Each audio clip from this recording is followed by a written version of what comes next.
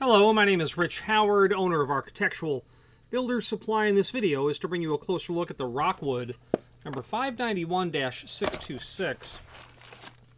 This is a roller latch is what it is. This is a roller latch that has an ASA strike. There are three primary types of strikes that would go with a roller latch like this. There's a fourth strike that is used with those models that incorporate a stop, which is a much smaller unit. But the three primary ones would be a full lip strike that would be 2 1/4 tall. Then you'd have the 2 3/4 strike that looks like the full lip we'd call a D strike because it looks like a D, capital letter D. The 2 3/4 tall is a T strike. If you use your imagination, it looks like a T. And then there's the ANSI strike or the ASA strike.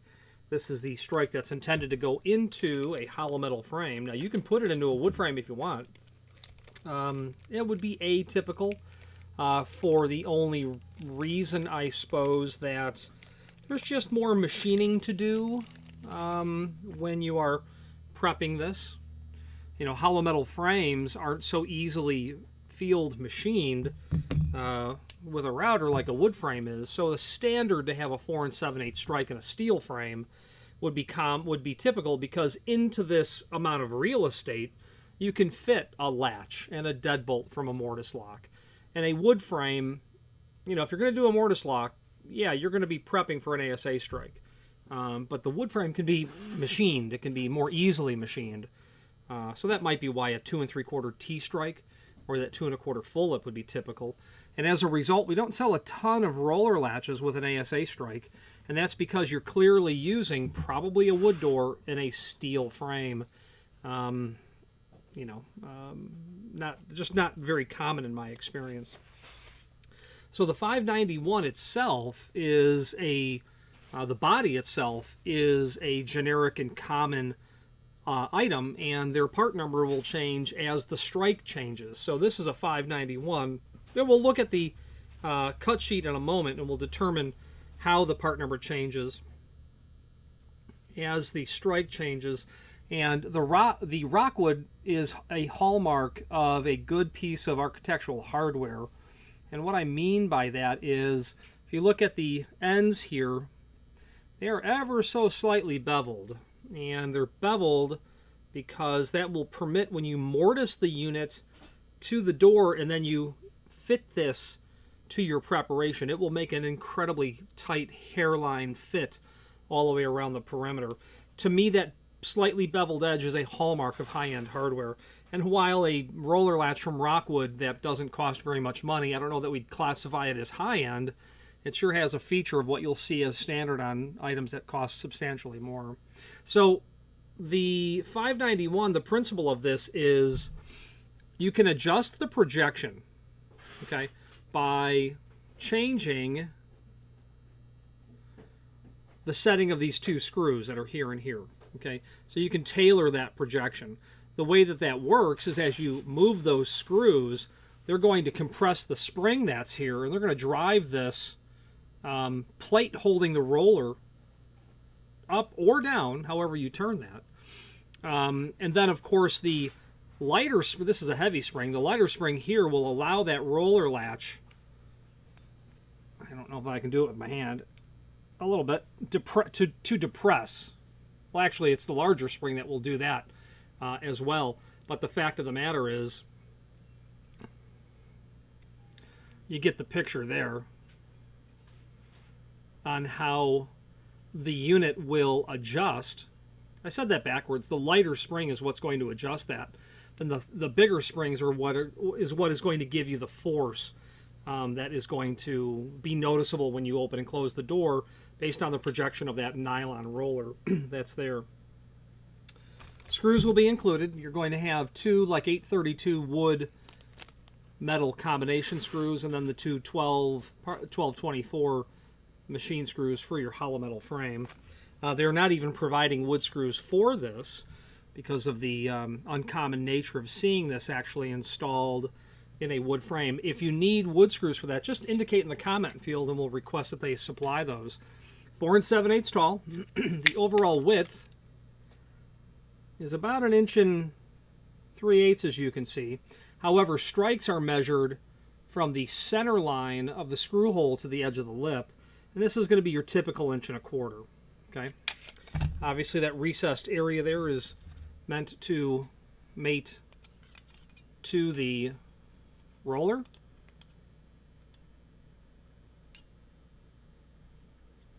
Okay. Now, the body itself, I think it's 3 3/8 tall. Right, 3 3/8 is the overall height, 1 inch wide. And mortising for this is really easy. Let's switch to the screen view so that we can take a look at the extended description in detail and then the supporting documents, namely the product brochure and the template. Okay, now here's the item that we're looking at. Roller latch with ASA strike. Lock face 1 by 3 3/8. Your strike is 1.25 inches. We said that about the center line to the screw hole to the edge of the lip by 4 7/8 length. Screws that are included.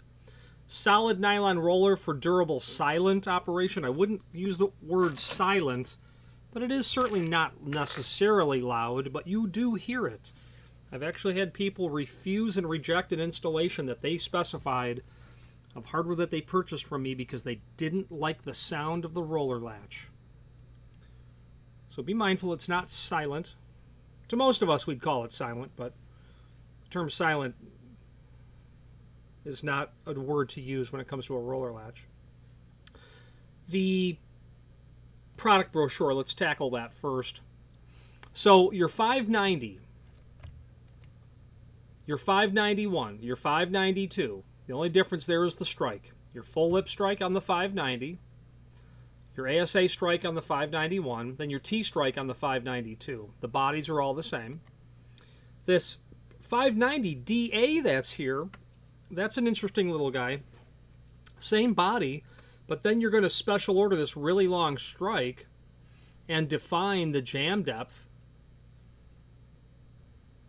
okay, along with the position of the roller latch. We would certainly want to know. And this would be for a door that would be capable of double acting. It's swinging in and swinging out. So you could have center hung pivots.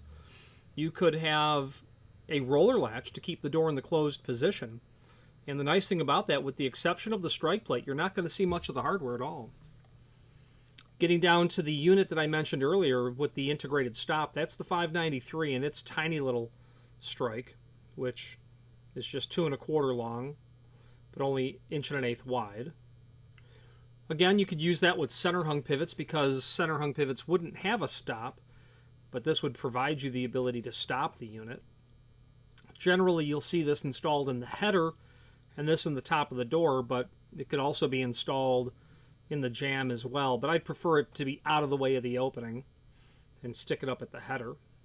The 594 is an incredibly common footprint of roller latch. It'll take that same 2 3/4 strike, but now you're going to be able to install this into the edge of a 2 1/4 inch by 1 1/8 ANSI prep that you would see like for a cylindrical lock, a 161 prep. And that covers the roller latches from Rockwood. I'm very partial to Rockwood roller latches because they're very high quality, and yet they're not very expensive whatsoever. Let's take a look at the template. This is going to show us how to mortise this item, or to what size to mortise it. Mortising for these is super easy. You will do 2 preparations on the body. You'll do the what would be the body preparation, that 2 1/4 wide or tall mortise, okay, by its depth, which is 1 3/4 deep and 1 inch wide. Then you'll come back and do the plate, just the 5/32 by 1 inch wide by 3 3/8 tall. So do your deep work first, then reset your, then you'll just, basically notch out the tiny little end here and here that you've not mortised for. I would put a caliper on the body of the roller latch, and I've got it here. You'd be able to get away with mortising that probably closer to 15/16 for the body rather than 1 inch, and have a small amount of ledge that would occur you know, you would basically take this prep and here's your door edge.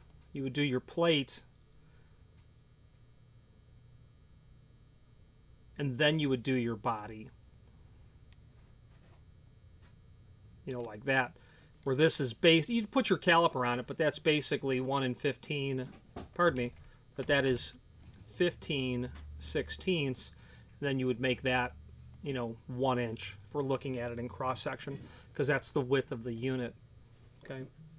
But their template's clearly calling out 1 inch all the way down. I just don't want to see any open space here, which is probably why they have those beveled edges anyway. Your strike prep. Going to have your center line. You're obviously going to want to make sure that the center line, the vertical center line of the strike, matches the center line of the body. And however you're going to position this, I would imagine if you were going to take your frame, this is your stop. Just looking at the frame kind of in cross section. If this was your door rabbet, you could take that strike, grossly out of scale. Okay, you could determine your center line and then determine the back set, the distance from here to here, and simply adjust accordingly. Okay, you might want to know what your inset of the door is, or your distance from the face of the door to the face of the stop, however you're going to go about doing that. You just want it to be the same so that it latches correctly. And the same template's obviously going to work for your 591, your 92, and your 590. Okay, and that covers the installation aspect. Again, pretty simple and straightforward sort of work with a router. Now, let's see here now. The link to the manufacturer's page is here, where you can pull up not only all of the Rockwood items that we sell. Let's wait for that page to load. So our manufacturer's page has loaded. You can view not only all of the Rockwood products that we sell on all of these pages, but a link to the manufacturer's website, as well as a link to the full product catalog. Also, their Rockwood architectural door pull catalog is here as well, that RM series of very handmade, high-quality architectural base material door pulls. A fantastic, exhaustive document showing you know, everything by way of Rockwood and door pulls. These are leather wrapped. Yeah, these are leather wrapped. Wood. They have rubber wrapped, like neoprene wrapped, and just countless variations of all of this. If you're looking for a long door pull, you might want to take a stare at this catalog before you make a final decision. There's 116 pages worth of options here, as you can see. Okay. Then other encyclopedic documents, prior catalogs are here, etc. This is the repository page of all things important when it comes to documentation and Rockwood. Let's finish up this video on camera.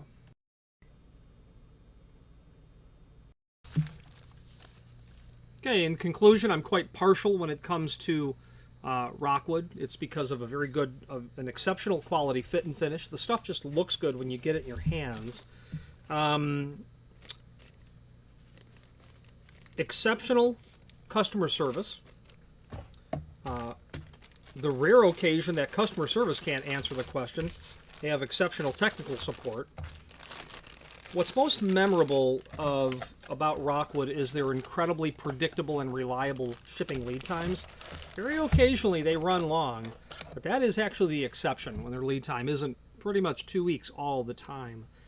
And I'm not sure how they keep that all running on time, but they other manufacturers should learn a lesson from Rockwood, because they are incredibly dependable when it comes to that. Their fit and finish is, again, very good. Their people are very good. When it comes to trim and auxiliary hardware, you have to really look for a reason to not consider Rockwood as possibly your primary source. Great quality product backed by very great quality people, in my opinion. Any questions on the 591 roller latch in a 26D or a 626 finish, please feel free to reach out to us. And thank you.